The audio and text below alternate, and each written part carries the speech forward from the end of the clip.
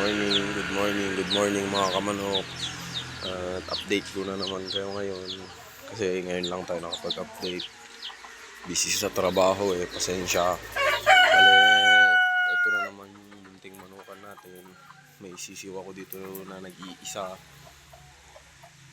Nakawala kasi yan. Kasi lakas ng hangin dito. Kaya nakakulong, pero maya maya bibitawan ko din lahat sila. Sa breeding is nag-start na naman tayo ng breeding.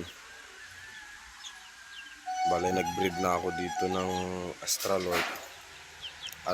Yan kasi tatay niya Australorp, tapos nanay niya Esser Eger. Kaya ganyan yung itsura niya.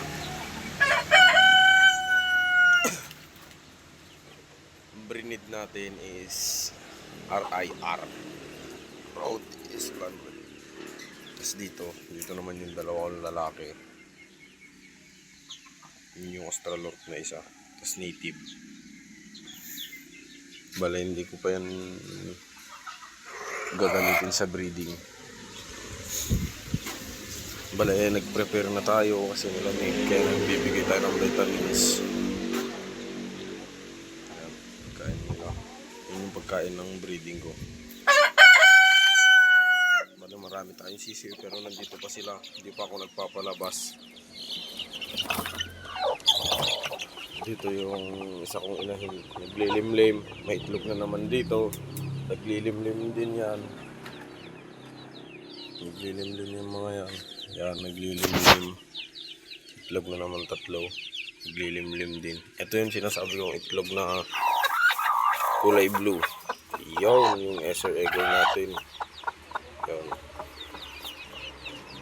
Tapos ito naglilimlim din. Bale, ginagamit pala natin na vitamins sa mga inahin is Egg 1000.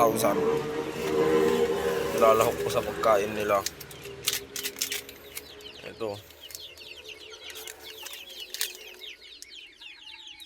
Ito naman yung Australorp natin. Bale, may itlog na din yan, 6. Tapos dun sa kabila, ay hindi kita dito. Hindi pa kita.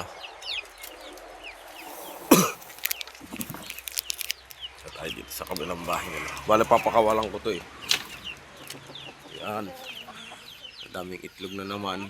Bale, ang second option ko dito is eto. Dito ko na nilagay yung mga baby ko dyan sa kabilang bakod. Andyan sila. Bale, nakalagay na ako dyan.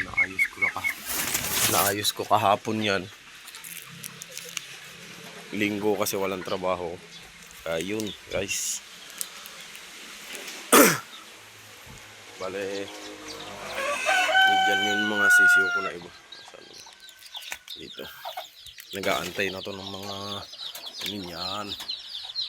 Bale, 19 na piraso yung mga yan. Yan sila lahat. Mamaya, pasok muna, pasok.